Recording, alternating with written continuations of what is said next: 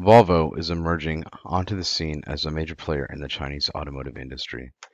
By taking advantage of China's rapidly growing automotive demand, Volvo sold 26 million units in China in 2016.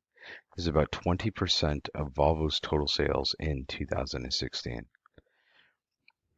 Not only have sales of traditional cars increased in China, but battery electric and plug-in hybrid sales are also climbing. China purchased 579,000 hybrid and electric vehicles in 2017, compared to the 198,350 sold in the United States. This move to modern vehicle technology in China is significant for Volvo. In 2017, Volvo announced plans for a modern fleet of vehicles that were electric or hybrid, moving away from the current combustion engine. This is going to be quite a feat. Looking at Volvo's sales numbers, it becomes clear that the Chinese economy is growing. A look at the month-by-month sales shows an upward trend. This information begs a couple of questions. Why are Volvo sales climbing? Does Volvo have some competitive advantage in place in China?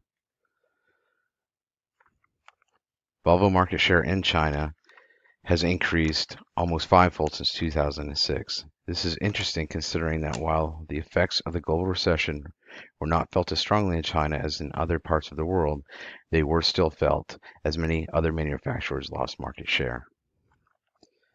To add some perspective on just how strong car sales for Volvo were in China, sales in the EMEA region, Europe and Africa grew by 3.3%.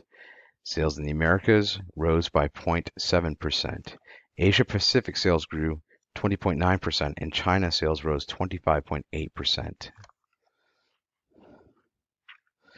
One of the ways Volvo is trying to be competitive in the Chinese marketplace is by the production of a new factory in Chengdu, China.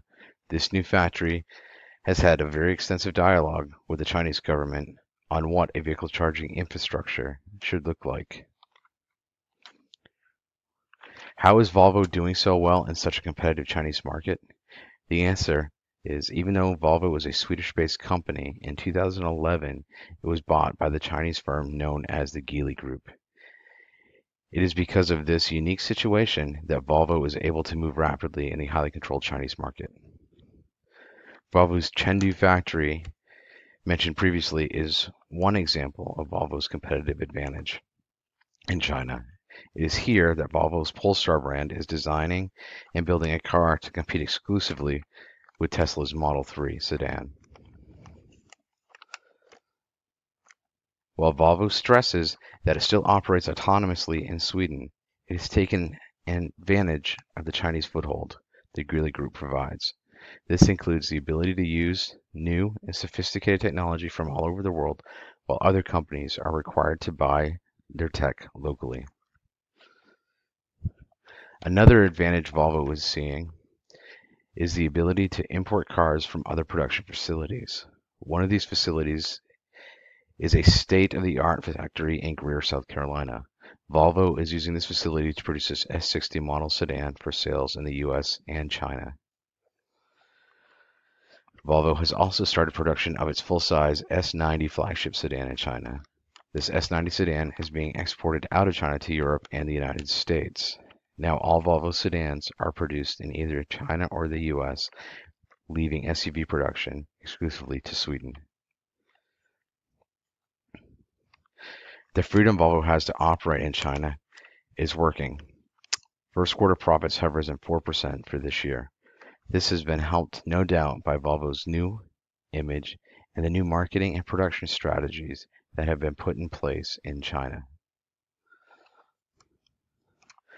Volvo production is valued in China.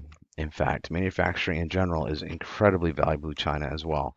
Manufacturing outpaced GDP over the last 10 years in China, and Volvo has helped with this outpace. Volvo has been able to outpace and perform its competition in China due to the unique ownership position it is in. This ownership allows Volvo to operate on a fringe where other companies are not allowed to operate. Volvo may be a Scandinavian company, but it is becoming more Chinese every day.